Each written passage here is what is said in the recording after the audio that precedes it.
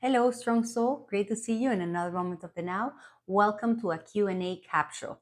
If you're interested in the topic of healing and soul contracts, I invite you to see the previous video from this one. Today, I'm covering a question that came up because of that video. The question was, what if I don't remember my traumas? How can I heal the traumas if I can't remember them? And expanding a little bit of this is like when we're ready to face ourselves and to heal something, yet we don't remember maybe the details or what actually happened.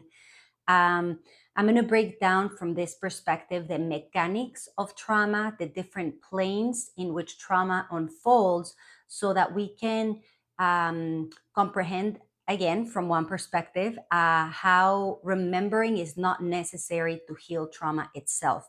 The simplest example that we can put is like if you get a cut last week and today you have a wound, you don't necessarily have to remember how it happened or if it was like what was the event. But if you have a wound to heal, the moment to heal it is in the now moment. Same happens with trauma, right? Trauma is an unresolved charge of energy within your body. And after the event, trauma is stored in the emotional body and in the physical body for practical purposes. So when we want to heal trauma, we heal it in the now moment, whether that happened 3 years, 10 years, or 8 generations ago. What's in discomfort and what's in distress is our current state of being. So I invite you to observe your current state of being and that discomfort. And mind you, the mental, to some degree, it can be a distraction or a need to control. It's like, I want to know, I want to understand, and I comprehend that. Been there, and it's part of the healing process where we want to retrieve the memory. We want to remember in order to be more precise with the healing. But as I said, once you have a wound in the now moment, you have to address the wound itself, not the accident. The accident has already happened. The trauma has already taken place.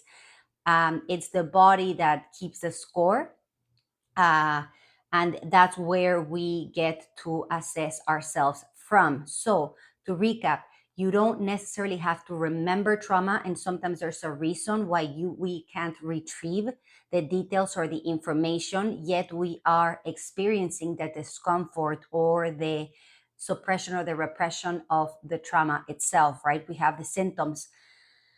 From this, just to double down and make it very clear, after the event, trauma is stored in the physical and emotional body as an unprocessed charge. So in order to heal trauma, we have to learn how to process that charge. What can be tough is processing a charge out of context, right? Let's say that something happened in our childhood. We can't really retrieve or remember the details, but something happened. We switched, we changed, something changed. Um, um, we continue to evolve with that, if you may, like kind of glitch or a bug in the system or something that is not operating optimally.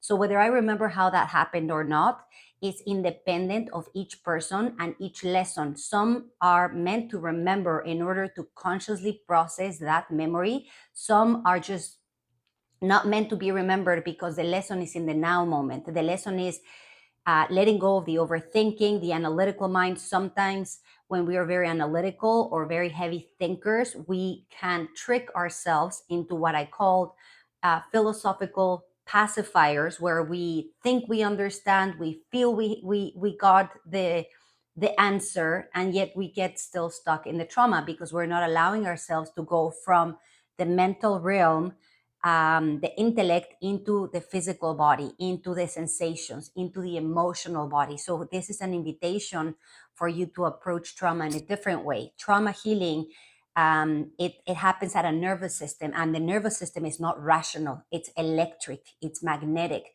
So once I am able to create a safe space within myself and around myself in order to feel my emotions, in order to feel through the sensations and the discomfort, that's when the trauma begins to repair itself, right? Energy by nature is always looking to organize itself. It's mostly our mind or our resistance to allow these energies to flow that holds back the trauma. And as we allow ourselves to gather the confidence and the character in order to embrace the discomfort, trauma begins to heal itself. It's mostly trauma. It's at the moment there's an injury or a wound, we automatically begin to heal. Whatever holds back the healing is usually us getting on the way or lack of self-awareness that we need to evolve, actualize, shift our perspective. So the idea here to kind of bring it all together is if you don't remember your traumas, you can still heal them because it's not necessary to remember them. Again, there are different processes, whereas if it is necessary, you will remember, or different people may come around to help you access that. But it's not an exclusive way to heal.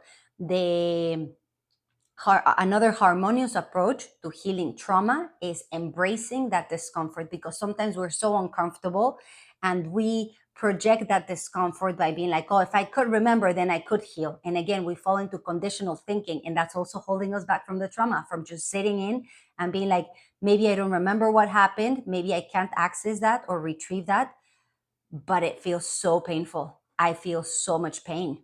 And again, that whatever happened is being projected in the present moment. How is that condition? How is that trauma? How is that situation holding you back from doing things in the now moment? And that's where the conditional comes in.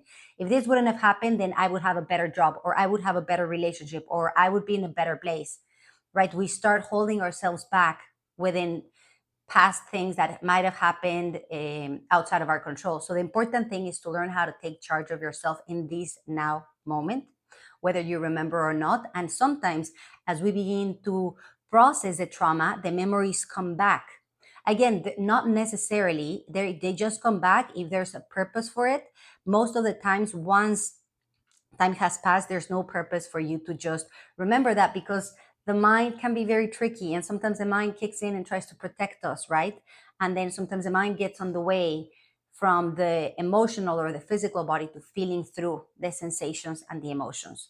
So to begin to process your trauma, I invite you to look inwards and to develop the courage to face yourself in this now moment with the circumstances that are surrounding you, whether it's how you like it or how you don't like it, whether it was your fault or not your fault.